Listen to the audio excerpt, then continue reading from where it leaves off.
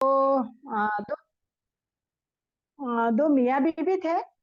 तो आ, उन्होंने एक बिल्ली और एक कुत्ता क्या बोलते हैं पाल के रखा था। तो उनमें बहुत अच्छी तरह वो लोग एक दूसरे के साथ में रहते थे। तो फिर भी वो जो जेंट्स था यानी आदमी था, तो वो पत्थर की बहुत पूजा करता था और उसको लगा कि पत्थर ही मेरा भगवान है, वही मुझे सब कुछ दे सकता है। उसी की वजह से मैं ये जो आनंद मेरे जीवन में आ रहा है तो उन्हीं की वजह से है। तो ऐसा वो जो पत्थर है, पत्थर को वो मानता था, पत्थर की पूजा करता था। और जब वो पूजा करने जाता था तो वो कुत्ते को हमेशा साथ में लेके जाता था। तो एक दिन उसको लगा ये जो पत्थर है तो इसको धोऊं अच्छे से और कलर करूं। तो उसने बहुत अच्छी तरह वो पत्थर को धोया और अच्छा से कलर किया, पूजा की, अगरबत्ती मेणबत्ती, जिस तरह हम अपने आदर्शों को आदर्शों की पूजा करते हैं उस तरह उन्होंने उनकी पूजा की। और उसे बहुत अच्छा लगा कि एक दिन अच्छा लगता था। तो एक दिन उसके मन में आया कि सब कुछ क्यों ना रोज मैं एक भगवान की पूजा करता हूँ, आज सब कुछ इस भगवान के ऊपर सौंप दूं और मैं आज निश्चिंत रहूं। तो वो निश्चिंत था। आज उसने उस पत्थर की कोई पूजा नहीं की और वो कुत्ते को लेकर खेती में जा रहा था। तो जाते जाते कुत्ता का काम क्या है मालूम है आपको? वो पत्थर देख के कुत्ते ने सुसु कर दी। ये बोला, अरे मैंने आज तो सभी इस पत्थर पे मेरे भगवान पर मैंने सौंप दिया है और ये तो कुत्ते को कुछ भी नहीं कर रहा, कुछ भी नहीं बोल पा रहा है। तो अरे इससे अच्छा कुत्ता ये पत्थर से भारी है, तो मुझे कुत्ते की पूजा करनी चाहिए। उसमें बहुत दम है, उसमें ताकत है। और वो कुत्ते की पूजा करने लगता है। फिर उसको फूल माला चढ़ाता है, अगरबत्ती जलाता है कुत्ते की, और कुत्ते को भगवान मानने लगता है और बहुत अच्छी तरह कुत्ते की पूजा करता है। तो एक दिन क्या हुआ, दूध रखा था और मैंने बताया था कि उनके साथ में बिल्ली भी थी। तो दूध रखा था तो वो देखा उसने कि बिल्ली नहीं है, तो वो दूध पीने के लिए कुत्ता वहां पर गया। शायद ये स्टोरी आपको मालूम होगी लेकिन फिर भी रिपीट कर रही हूँ। तो वो कुत्ता वो दूध पीने गया तो बिल्ली ने जोर से आवाज किया। तो और उसके ऊपर झपटी तो वो कुत्ता भाग गया। कुत्ता भाग जाने के बाद वो बोला, अरे ये तो कुत्ते में भी कोई दम नहीं है, तो इससे तो भारी अपनी बिल्ली है, बिल्ली में ज्यादा ताकत है, उसको ऐसे लगा। और फिर वो बिल्ली की पूजा करने लगा। तो बिल्ली की पूजा करने के बाद एक दिन फिर बिल्ली को भगवान मानने लगा। और फिर जब किचन पे दूध रखा था तो बिल्ली गई। जब उसके लिए रखा था तब की बात और थी, लेकिन जब वो बिल्ली किचन में जाकर जो दूध का पतीला था उसमें उसने मुंह डाला तो ये उसकी बीबी को गुस्सा आया। उसकी बीबी जोर से वो बिल्ली के तरफ भाग के गई, बिल्ली को हकेलने लगी, मारने लगी। ये बोला, अरे बाप रे, ये तो बीबी भारी है बिल्ली से भी, इनकी पूजा करनी जरूरी है। और फिर तो बीबी की पूजा करने लगा। बीबी का सब काम करने लगा, जो कहती थी वो सारी बातें वो सुनने लगा, सब मानने लगा।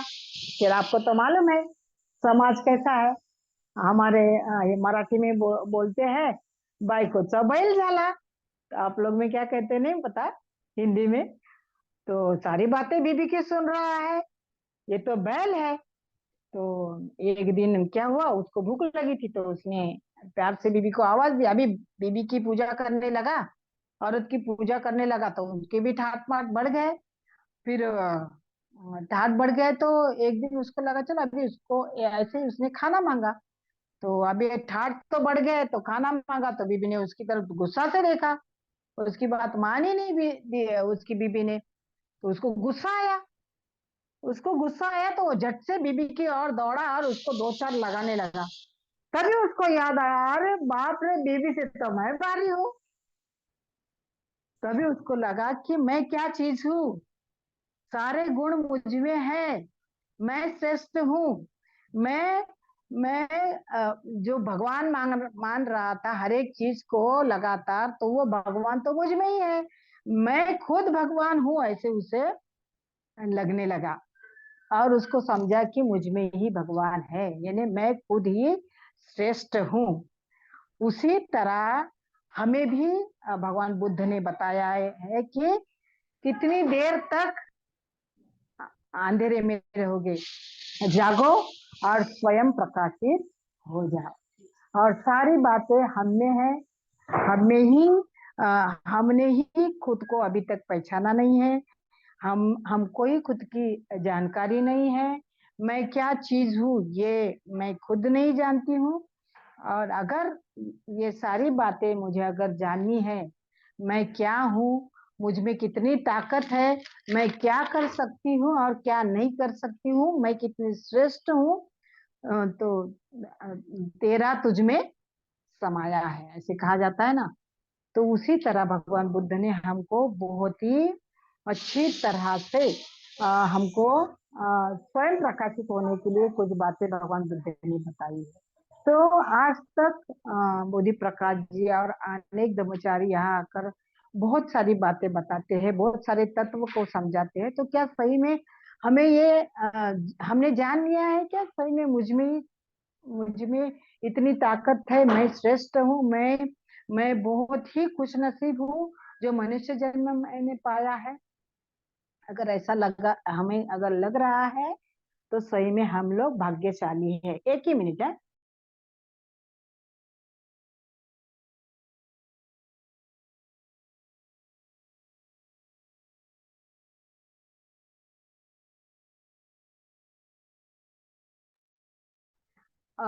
तो हम लोग बहुत ही भाग्यशाली है। तो कैसे भाग्यशाली है? तो एक बार भगवान बुद्ध अपने भिक्षु संघ के साथ दोपहर के टाइम बैठे थे, और वहां पर विशाखा वहां पर आई। तो विशाखा के बाल गीले थे, उसके कपड़े जो वस्त्र थे उन्होंने पहने हुए वो भी बहुत गीले थे। और भिक्षु संघ के साथ में जब वो बैठे थे भगवान बुद्ध, तभी उन्होंने देखा तो बुद्ध की नजर विशाखा की तरफ गई। और उन्होंने एकदम आश्चर्यजनक उसकी तरफ देखा और विशाखा को पूछा कि अ, विशाखा क्या हुआ, आपके वस्त्र भी गीले हैं, आपके बाल भी गीले हैं, ऐसी क्या बात हुई है? तब विशाखा रोने लगी और विशाखा ने कहा कि मेरा जो प्रिय पोता है वो आज उसका देहांत हुआ है, इसलिए मैं इतनी रोई कि मेरे बाल भी अभी तक भीगे हैं और मेरे वस्त्र भी भीगे हैं। तो भगवान बुद्ध ने उनको पूछा कि विशाखा, श्रावस्ती में ऐसे कितने लोग रहते होंगे? तो विशाखा ने बताया कुछ 4-5 हजार लोग रहते होंगे। तो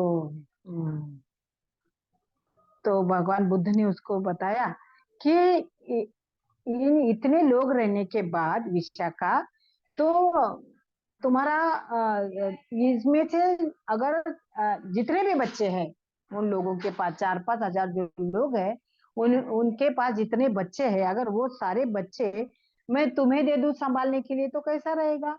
तो विशाखा बोली, अरे बहुत अच्छा रहेगा, तो मेरे सारे दुख दूर हो सकते हैं, मेरा रोना बंद हो जाएगा और मैं खुश रहने लगूंगी। तो भगवान बुद्ध ने कहा, तो विशाखा ये बताओ कि इस नगरी में कोई मरण या तो कोई मृत्यु बच्चों का होता होगा क्या? तुम इसकी जानकारी है क्या? तो विशाखा ने बताया, क्यों नहीं, कम से कम इन 4-5 हजार लोगों में जो बच्चे होंगे उनके, तो कम से कम रोजाना तो 2-4 बच्चे या 4-5 बच्चे तो मरते ही होंगे, खत्म ही होते होंगे। तो भगवान बुद्ध ने विशाखा को कहा, तो विशाखा सोचो, अगर 4-5 बच्चे अगर रोज ही रोते हैं, तो तुम्हारे बाल हमेशा की तरह भीगे रहेंगे, तुम्हारे वस्त्र भी हमेशा की तरह भीगे रहेंगे, और तुम्हारे जीवन में सुकून आएगा ही नहीं। तो भगवान बुद्ध ने विशाखा से कहा कि देखो विशाखा, जो 4-5 हजार लोग हैं, एक आदमी को अगर 50 लोग अगर प्रिय है तो उसको 50 दुख है। एक व्यक्ति को, यानी जिसको अगर 25 25 25 लोग अगर प्रिय है तो उसको 25 दुख है। अगर किसी को 5 लोग प्रिय है तो उसको 5 दुख है। अगर किसी को एक व्यक्ति प्रिय है तो उसको एक दुख है। अगर किसी को कोई भी प्रिय नहीं है तो उसको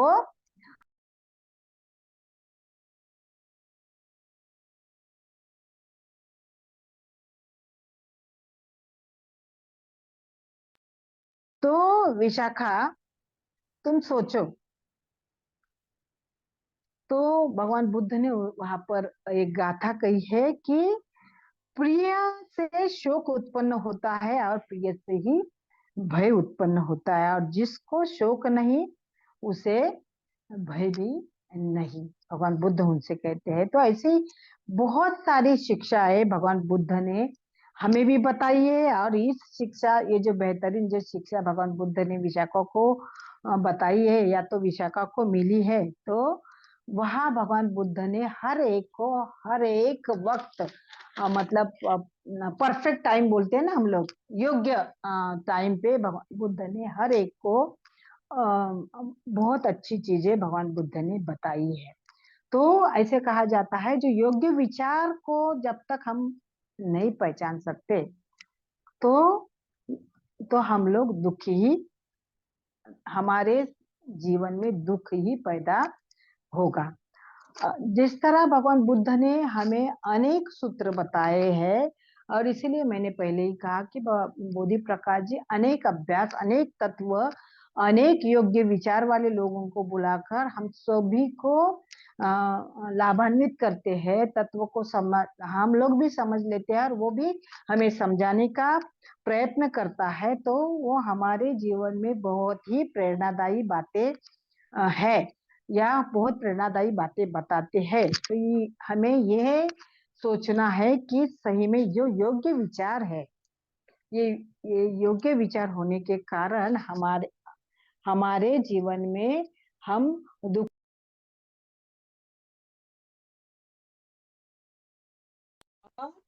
अगर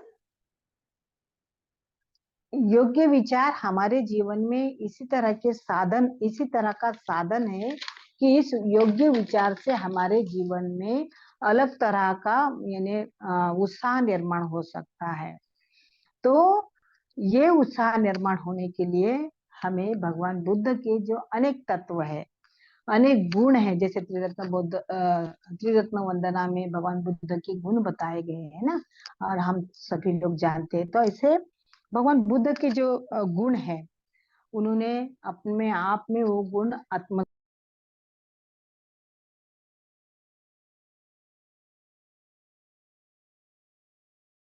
सारी योग्य बातें हम लोग आत्मसात करते हैं तो समझो हम लोग योग्य मार्ग पर चल रहे हैं। और हम अगर भगवान बुद्ध को हमारा शास्त्रा कहते हैं, तो वो जो शास्त्रा है वो विद्या से संपूर्ण है, सदाचार से संपूर्ण है। तो वही विद्या मैं आत्मसात कर रही हूँ, उसी तरह का सदाचार मुझ में लाने का मैं प्रयत्न कर रही हूँ, या प्राप्त करने का मैं प्रयत्न कर रही हूँ। अगर ये मैं करूंगी तो मुझ में जो कुछ दोष है, उन दोषों को देखने का मेरा नजरिया बदल सकता है। तो मुझ में क्या दोष है, तो मुझ में ऐसे दोष है, मुझ में राग है, मुझ में लोभ है, और मुझ में द्वेष है। तो उन सभी राग, लोभ और द्वेष को मुझे खुद को ही वहां उनमें से मुक्त होना है। अगर उनसे मैं मुक्त हो जाऊंगी तो सही में मेरे जीवन को मैं अलग तरह से एक अच्छे ढांचे में मैं डाल सकती हूँ।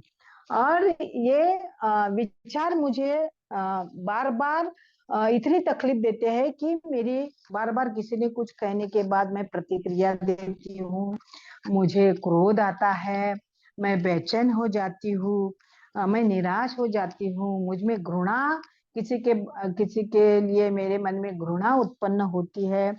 कभी कभी मैं तनाव से भर जाती हूँ, मैं कभी कभी उदासीन ता जो है वो मुझ में कार्य करती है।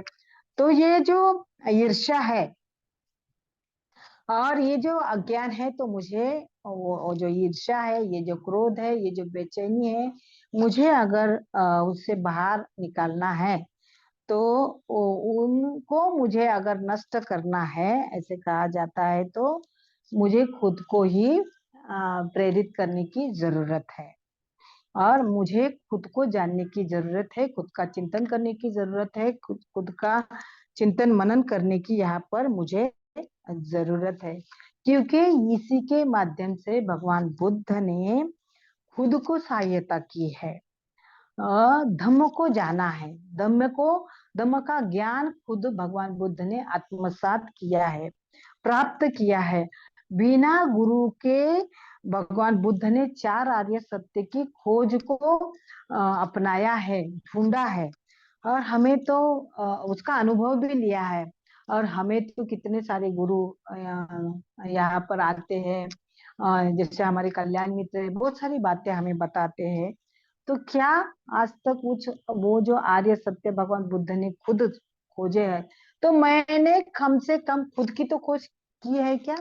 ये मुझे कहना है। तो सही में मैं अगर खुद की खोज करूंगी, अ, ये चार आर्य सत्य क्या है मुझे अगर समझ में आएंगे, तो दुख क्या चीज है, दुख दुख से ऊपर उठने की मैं ज्यादा से ज्यादा कोशिश करूंगी। जो भगवान बुद्ध ने बताए हुए जो तत्व है, वो आत्मसात करके मेरे जीवन को बहुत ही अच्छी तरह मैं जी सकती हूँ।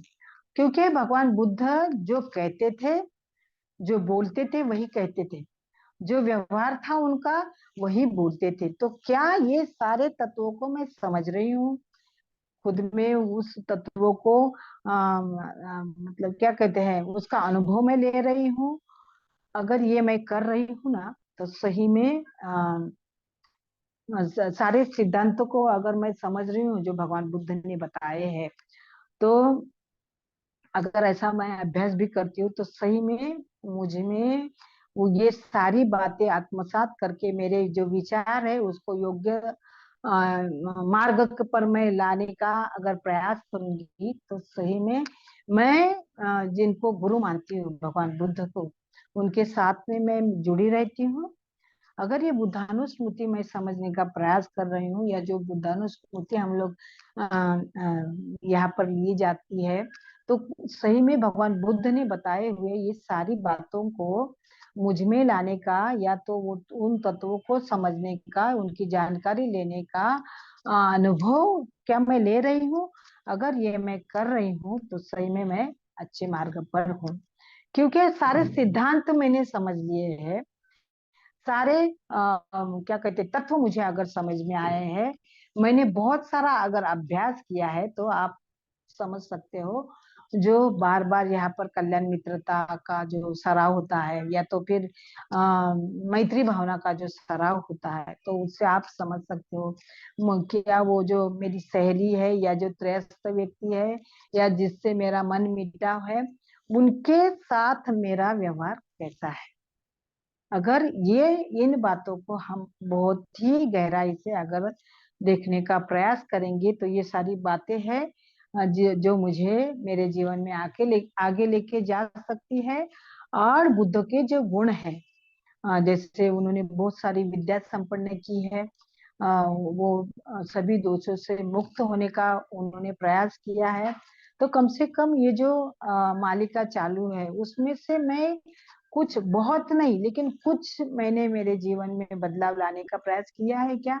अगर ये मैं बदलाव लाने का मैं अगर प्रयास करती हूँ भाइयों और बहनों, तो सही में मुझ में बुद्ध मेरे साथ है, ऐसा हम लोग समझ सकते हैं। क्योंकि हमें हमेशा करुणा मैया बोलती थी कि हमारे जो कुछ भी व्यवहार है, तो या तो हमारी बोलने की भाषा है, हमारे बोलने का ढंग है, तो उसको अगर स्मृति से हमें अगर देखना है, तो हमें हमेशा याद रखना चाहिए कि भगवान बुद्ध मेरे साथ है, या तो मेरे बाजू में बैठे हैं, या तो मैं चल रही तो मेरे साथ भगवान बुद्ध चल रहे हैं। अगर ऐसा हम लोग व्यवहार करेंगे, ऐसी स्मृति हम लोग अगर रख रहे हैं, या तभी हम हमारा हमारा जो व्यवहार है उसको बहुत ही अच्छी तरह जीवन में उतारेंगे, और ना ही हमारे से किसी को दुख पहुंचेगा और ना खुद भी दुखी होंगे। ऐसा हम अगर कर रहे हैं तो सही में जो जो बुद्धानुस्मृति हम लोग समझ रहे हैं, ये चीज क्या है, बुद्ध के गुण को हम लोग जो समझने का प्रयास कर रहे हैं, भगवान बुद्ध ने हमें जो शिक्षा दी है, डॉक्टर बाबा साहब की तरफ से वो शिक्षा हमें अगर मिली है, तो ऐसे कहा जाता है कि बार बार कितना भी हम लोग प्रवचन सुनेंगे, कितनी भी बुक हम पढ़ेंगे, कितनी भी गाथा हमको मुंह बोली हो एकदम पूछा तो उसका अर्थ भी बताएंगे, अगर यही सब चीजें हम अगर आचरण में नहीं लाएंगे तो कोई भी फायदा नहीं है, ऐसे मुझे लगता है। तो इस बात को समझने का मुझे ऐसा लगता है हमें प्रयास करने की जरूरत है, क्योंकि भगवान बुद्ध ने जो बातें बताई है, जो तत्व है, वो हमें हमारे योग्य मार्ग पर लेके जा सकते हैं, और हमारा मार्ग जो है वो बहुत ही सरल और सुखकर और आनंदमय होने के लिए हम लोग खुद को उस ढांचे में डालकर अपने जीवन को सुखी कर सकते हैं, ऐसा मुझे लगता है। तो हम सभी लोग बार बार इस क्या कहते हैं दिल्ली केंद्र में जुड़कर जो अभ्यास समझ रहे हैं, वंदना के माध्यम से खुद को प्रेरणा देने का प्रयास कर रहे हैं, या तो ये जो बार बार प्रवचन मालिका के माध्यम से खुद के जीवन में बदलाव या अनुभव लेने का हम अगर प्रयास कर रहे हैं, तो सही में हम लोग अभी की तारीख में, या तो आज के दिन, आज के समय, अभी हम योग्य मार्ग पर है, ऐसे भगवान बुद्ध कहते हैं। तो इस योग्य मार्ग पर हमें चलने के लिए, इस योग्य मार्ग पर रहने के लिए, और इस योग्य मार्ग के साथ में बार बार विचारों को लाने के लिए मैं आप सभी को मतलब शुभेच्छा देती हूँ। और हम जो बुद्धानुस्मृति जो सराव है उसको करने का यहाँ पर प्रयास करेंगे। तो अगर इसमें कुछ समझा नहीं होगा तो मुझे ऐसा लगा कि ये जो बातें हैं स्टोरी के माध्यम से मुझे ऐसे लगा कि आपकी तरफ मैं अच्छी तरफ पहुंचा सकती हूँ, इसलिए मैंने ये कोशिश की है। तो